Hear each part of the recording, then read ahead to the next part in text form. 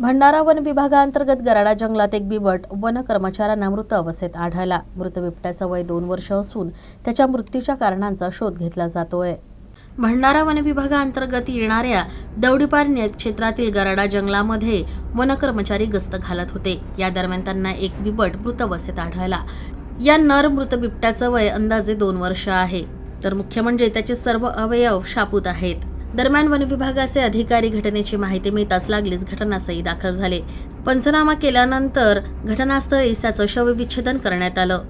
मृत बिबट्याच्या मानेवर आणि तोंडावर काही जखमा आढळून आल्या आहेत। पशुवैद्यकीय अधिकाऱ्यांच्या प्राथमिक अहवालानुसार बिबट्याचा मृत्यू इतर वन्य प्राण्यांच्या हल्ल्यात झाला असावा, तर मृत बिबट्याच्या अवयवांचे नमुने उत्तरीय तपासणीसाठी प्रयोगशाळेत पाठवण्यात आले आहेत।